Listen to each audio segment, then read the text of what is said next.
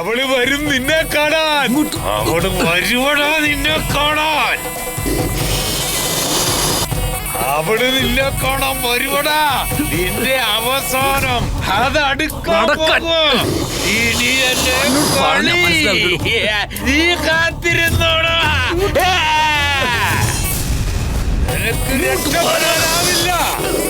അവളുടെ പിടിയിൽ നിന്ന് രക്ഷപ്പെടാനാവില്ല. വേണ്ട.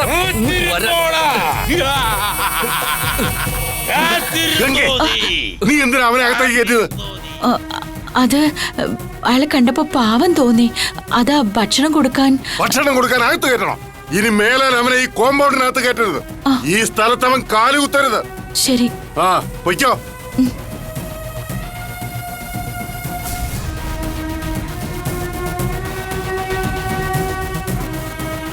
അപ്പൊ ഞാൻ കരുതിയ പോലെ അവൻ ഈ നാട് വിട്ട് പോയിട്ടില്ല.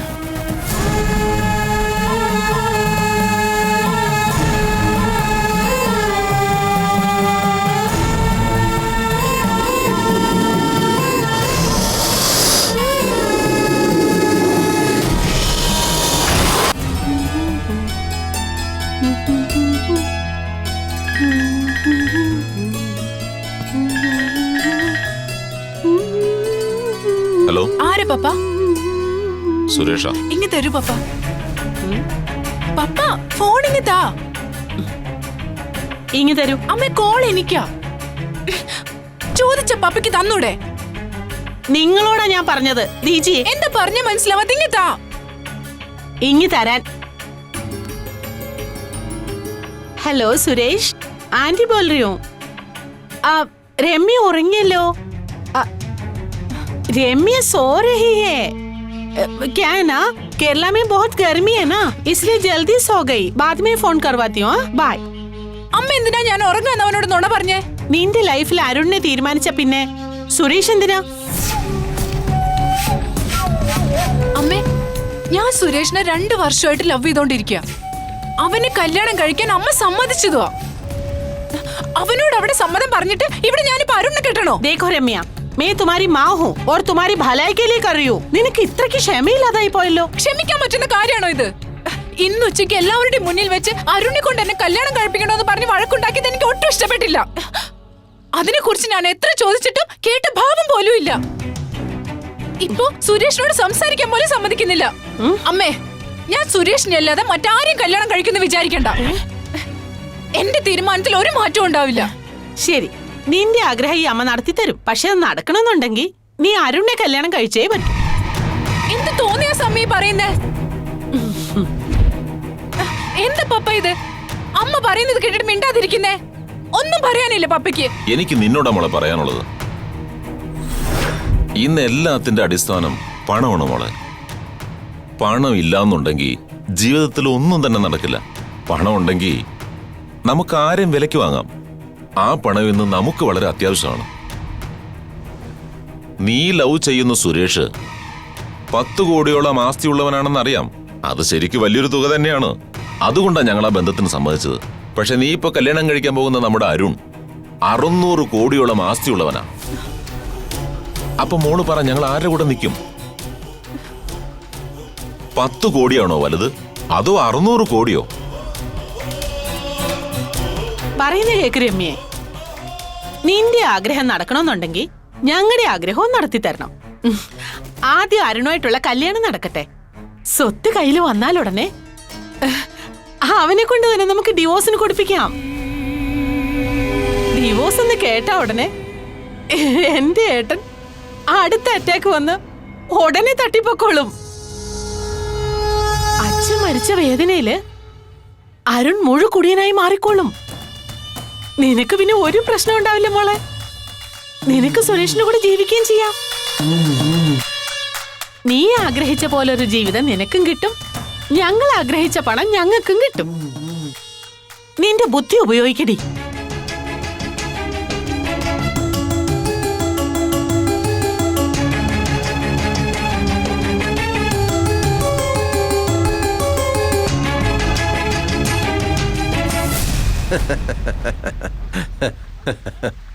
എടാവേ, ഇത്രേ ഇത്രയും പെട്ടെന്ന് 600 കോടി രൂപയുടെ അധിപതിയാവുമെന്ന് ഞാൻ സ്വപ്നത്തിൽ പോലും കരുതിയില്ല. പിന്നെ അച്ഛൻ പറയുന്ന കേട്ടതൊന്നും സ്വത്ത് മുഴുവൻ കയ്യിൽ വന്നു. ആ 2 താടകന്മാരെ ഒതുക്കിയാൽ മാത്രമേ നമ്മുടെ മായയെ അരുണിനെ കൊണ്ട് കെട്ടിക്കാൻ പറ്റൂ. എടാ മോനെ, സ്ത്രീകളോട് മത്സരിക്കുന്നതിൽ ഒരു പ്രത്യേകത ഉണ്ടടാ. അവരെ എളുപ്പത്തിൽ വീഴ്ത്താൻ പറ്റും. അച്ഛനെ കൊണ്ടത് എങ്ങനെ സാധിക്കും പറ? അരുണിന്റെ കാര്യത്തിൽ എനിക്ക് പൂർണ്ണ വിശ്വാസമുണ്ട്. അത് പറഞ്ഞ് നാക്കെടുത്ത് വായിലോട്ടിട്ടില്ല. അരുണ മോനെ ഒന്ന് നിക്കടാ. അങ്ങനെ അങ്ങ് പോയാലോ? ഇപ്പൊ നിന്നെ കുറിച്ച് പറഞ്ഞതുള്ളൂ. വാ നമുക്കൊന്ന് കൂടിയിട്ട് പോവാം. സാരല്ല അമ്മാവ, എനിക്കിപ്പോ വേണ്ട. എത്ര നാളാടാ ഇങ്ങനെ തന്നെ അടിക്കുന്നത്? വാ ഇന്ന് അമ്മാവന്റെ കൂടെ ഒന്ന് കൂടിയിട്ട് പോവാം. വാന്ന് അരുൺ, അമ്മാവന്റെ കൂടെ കൂടി അടിച്ചാലുണ്ടല്ലോ ഒരു വരശാണ്. എടാ ഒരു ഗ്ലാസ് റവേ വെക്കങ്ങോട്ട്. എടുക്കാച്ചാ. മോനെ അരുണേ, നല്ല ഉപ്പിലിട്ട മാങ്ങയുണ്ട്, കശുവണ്ടി പരിപ്പുണ്ട്, പിന്നെ ചിക്കൻ ടിക്ക. ഇതൊക്കെ മതിയോ? ഇനി വേറെ എന്തെങ്കിലും വരുത്തോ?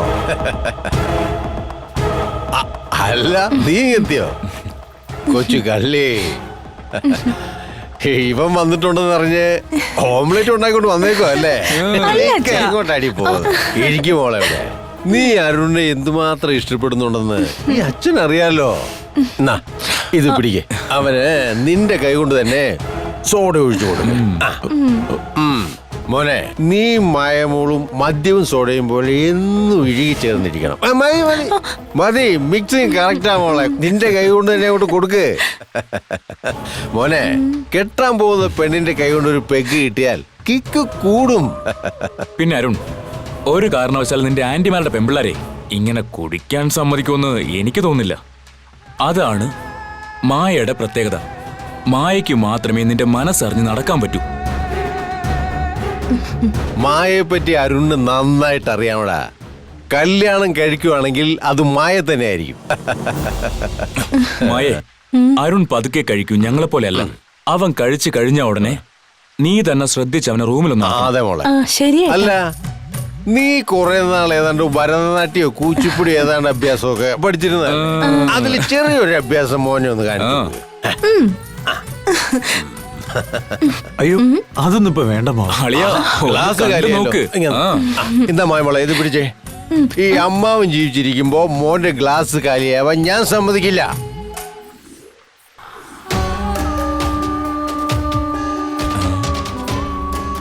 ഈ നേരത്തെ ഇവളിതെങ്ങോട്ടാ?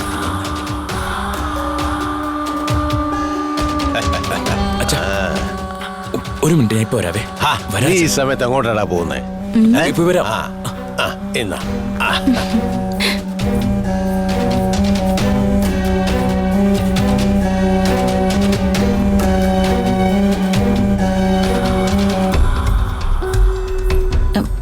എല്ലാ മുറിയിലും ലൈറ്റ് ഇട്ടിരിക്കുകയാണല്ലോ. ആർക്കും ഒരു ശ്രദ്ധയില്ല.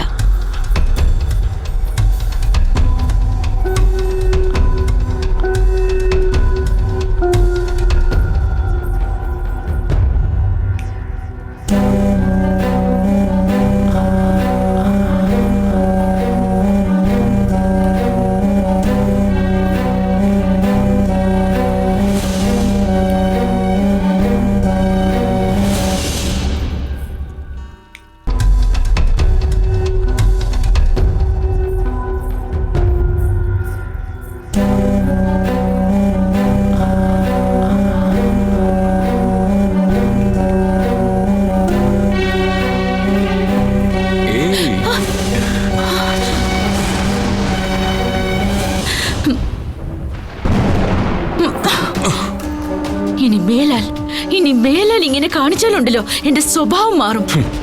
എന്നാ പിന്നെ അതൊന്ന് കാണട്ടെ. തമ്പുരാന്റെ സ്വന്തമായതുകൊണ്ടാ ഞാനിപ്പോ ക്ഷമിക്കുന്നേ. അല്ലെങ്കിൽ ഇനി മേലാൽ ഇങ്ങനെ പെരുമാറിയ ഞാൻ വെറുതെ ഇരിക്കില്ല.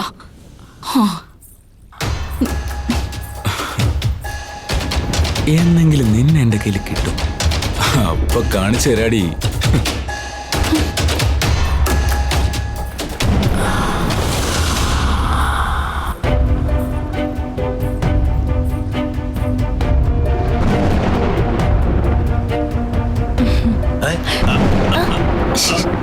മകളെ മകളെ, അതെ മഴ ചാറുന്നുണ്ട്. വാ അകത്തോട്ട് വാ. അത് കുഴപ്പമില്ല മാവ, ഞാൻ ഇവിടെ ഇരിക്കാം. ശരി മോളെ, വാ എന്നാ നമുക്ക് പോവാം. വാ. കല്യാണമൊക്കെ നടക്കാനുള്ള മഴ കഴിഞ്ഞാല് പനി വരും. പോ പോ പോ, വേം വാ.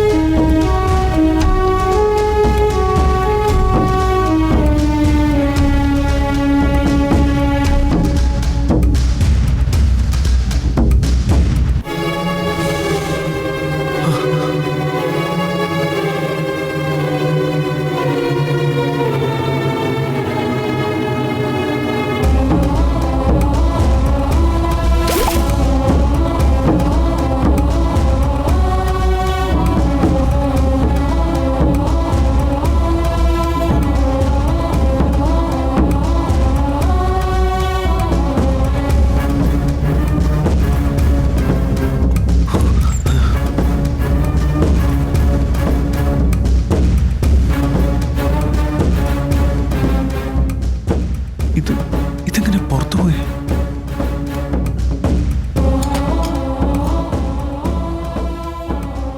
ഇതിനു മുമ്പും പലതവണ ഇങ്ങനെ ഉണ്ടായിട്ടുണ്ട്. എന്തോ ഒരു സൂചന പോലെ. എന്താണെന്ന് ഒരു പിടിയും കിട്ടുന്നില്ല. എന്തായിരിക്കും അത്?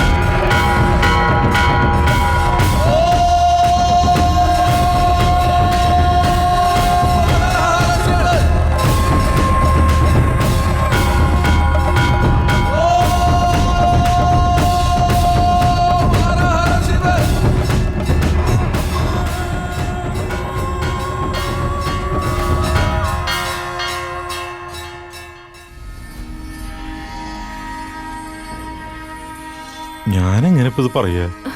ഇപ്പൊ കാര്യങ്ങൾ പറഞ്ഞ് മനസ്സിലാക്കിയില്ലെങ്കിൽ അത് കല്യാണം വരെ കൊണ്ടെത്തിക്കു വെച്ചാ. അത് ശരിയാ. എന്തിട്ടിപ്പോ ചെയ്യാ? എന്നാ പിന്നെ നിനക്ക് തന്നെ പറഞ്ഞൂടെ? ഞാൻ പറയാനോ? എനിക്ക് പറയാൻ പേടിയച്ചാ. ചേച്ചി എനിക്ക് തീരെ പേടിയില്ല. എനിക്ക് ടെന്നീസിലെ കോമ്പറ്റേറ്റർ നീയാ. ഞാനൊരു ഐഡിയ പറയട്ടെ. നീ അരുണിനെ വിവാഹം കഴിച്ച് ഇവിടെ അങ്ങ് സെറ്റിൽ ചെയ്തേക്ക്. ഞാനല്ലേലും 2 ദിവസം കഴിഞ്ഞ് ലണ്ടനിലേക്ക് അങ്ങ് പോവല്ലോ. നീ ഒന്നും മിണ്ടാതിരി. നിനക്ക് എപ്പോ നോക്കിയാലും തമാശയാ. അച്ഛാ, അച്ഛൻ തന്നെ എന്തെങ്കിലും ഒരു ഐഡിയ പറ.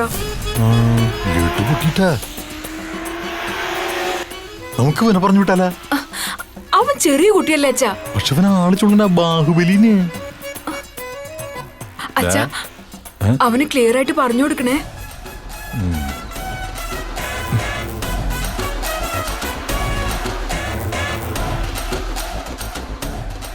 മോനെ ബാബു, അച്ഛൊരു കാര്യം പറയട്ടെ. നിന്റെ രാക്ഷസിയമ്മ ഉണ്ടല്ലോ, നിന്റെ ചേച്ചീനെ അവൾക്ക് ഇഷ്ടമില്ലാത്ത ഒരാളായ അരുണിനെ കൊണ്ട് കെട്ടിക്കാൻ പോവാ. നീ വേണ തറയാൻ. നീ അവിടെ ചെന്ന് പറഞ്ഞാൽ കൊളാക്കി. അവളെവിടെ ആ പെണ്ണ്? അവളോട് ഞാൻ പറഞ്ഞായിരുന്നല്ലോ ഇവിടെയൊക്കെ തുടച്ച് വൃത്തിയാക്കാൻ. കണ്ടില്ലേ, ഇവിടെയൊക്കെ ആകെ പൊടി പിടിച്ചിരിക്കുക. എത്ര പറഞ്ഞാലും കേൾക്കില്ല. ബാഹുബലി വാണം വിട്ട പോലെ പോണാട്ടില്ലേ? മോളോട് ധൈര്യമായിട്ട്. അതെ പാവം. ഞാൻ വിചാരിച്ചത് അവൻ പോവില്ലെന്നാ. പക്ഷെ അവനോട് സ്നേഹം ഉണ്ടച്ചാ. എന്തിനാ വെറുതെ ലൈറ്റ് ഓൺ ചെയ്ത് വെച്ചിരിക്കുന്നേ? അമ്മേ, എന്താടാ? അമ്മ ഇപ്പൊ നല്ല മൂഡിലാണോ? എന്താ? അമ്മയോടൊരു കാര്യം ചോദിക്കാൻ പറഞ്ഞു. ആര് ചോദിക്കാൻ പറഞ്ഞു? അച്ഛനും പിന്നെ ശാന്തി ചേച്ചിയും. എന്താ ചോദിക്കാൻ പറഞ്ഞേ? അച്ഛൻ പറഞ്ഞ പോലെ പറയണോ അതോ സെൻസർ ചെയ്ത് പറയണോ? പറയുന്നുണ്ടോ നീ? ചേച്ചിയെ കൊണ്ട് അരുണേട്ടനെ കെട്ടിക്കാൻ പോകുന്ന നിന്റെ അമ്മ ശരിക്കും ഒരു രാക്ഷസിയാന്നാ അച്ഛൻ പറയുന്നേ.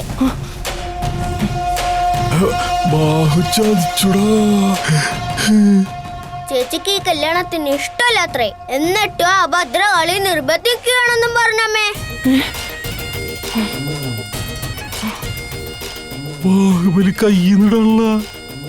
അമ്മേ, അച്ഛന്റെ ശ്രമം നശിച്ചാലുണ്ടല്ലോ കർണക്കുറ്റി അടിച്ച് പൊട്ടിക്കൊന്നും പറഞ്ഞമ്മേ.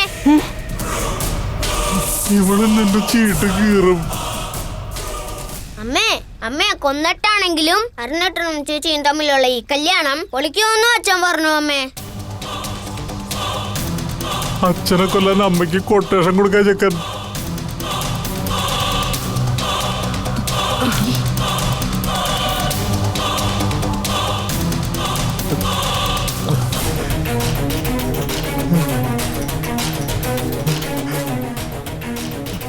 നീ തല്ലിക്കോ, ഞാൻ റെഡിയാ. എന്താടി ദൂതയച്ചതാണോ? അത് അമ്മ, എനിക്ക് ടെന്നീസിലെ സാനിയ മിർസിയെ പോലെ വലിയ ആളാവണമെന്ന് ആഗ്രഹം. അതുകൊണ്ട് എനിക്കിപ്പോ കല്യാണം വേണ്ട. മിണ്ടി പോരുത്. ടെന്നീസ് കളിച്ച് ജയിച്ചാൽ നിനക്ക് കപ്പും മെഡലൊക്കെ കിട്ടുമായിരിക്കും. പക്ഷെ അരുണിനെ കല്യാണം കഴിച്ചാ നിനക്ക് ആ സ്റ്റേഡിയം തന്നെ വിലക്ക് വാങ്ങാനാവും. നിനക്ക് ടെന്നീസിൽ കഴിവുണ്ടെന്ന് കണ്ടുപിടിച്ചവളി ഞാനല്ലേ. ഇപ്പൊ നിനക്ക് വേണ്ടി അരുണിനെ കണ്ടുപിടിച്ചതും ഈ ഞാൻ തന്നെയാ. മനസ്സിലായോ? 1 കോടിയോ 2 കോടിയോ അല്ല, 600 കോടിയാ. അത് ഞാൻ വിടാൻ തയ്യാറല്ല.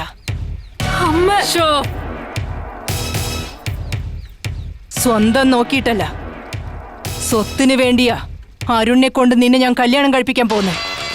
നീ തയ്യാറായിരുന്നോ?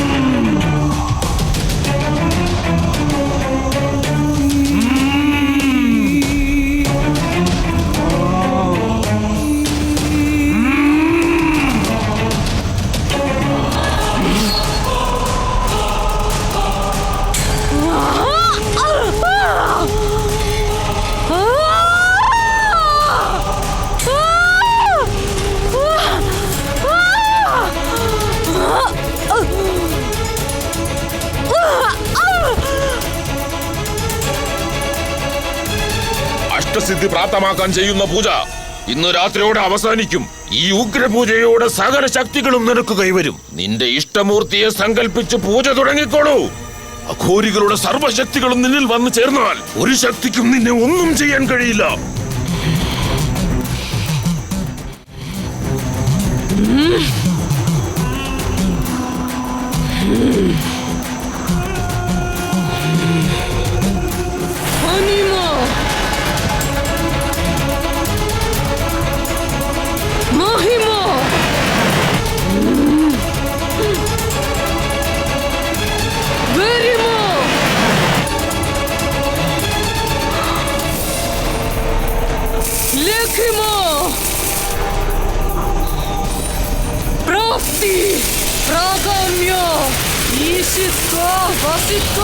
എന്ന അഷ്ടസിദ്ധികളും ഞാൻ പ്രാപ്തമാക്കിയിരിക്കുന്നു.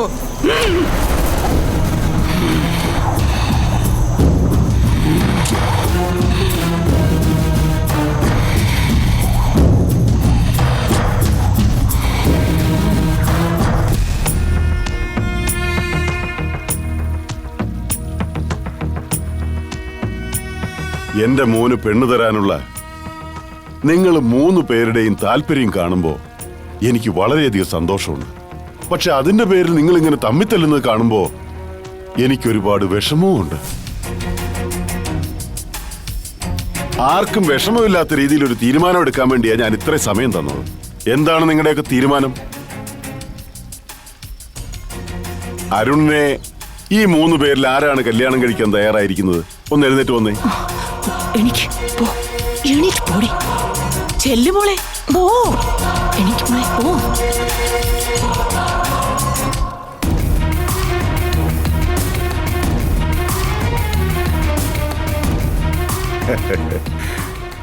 ഒരു കണക്കിന് നിങ്ങൾ 3 പേരും എന്റെ മോനെ കെട്ടാൻ തയ്യാറാണെന്ന് അറിഞ്ഞതിൽ എനിക്ക് സന്തോഷമുണ്ട്.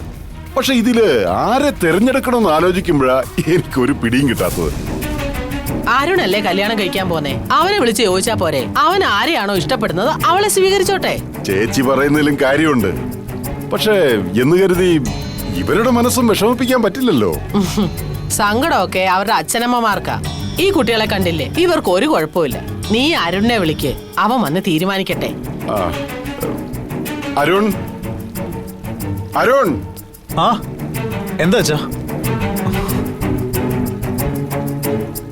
വാമോനെ. അച്ഛൻ എന്തിനാ വിളിച്ചേ? ഈ 3 പേർക്ക് നിന്നെ കല്യാണം കഴിക്കാൻ ഇഷ്ടമാണ്. ഇതിൽ നിനക്ക് ആരെയാണോ ഇഷ്ടപ്പെടുന്നത് ആ കുട്ടിയായിരിക്കും ഈ വീട്ടിലെ മരുമകളാകുന്നത്.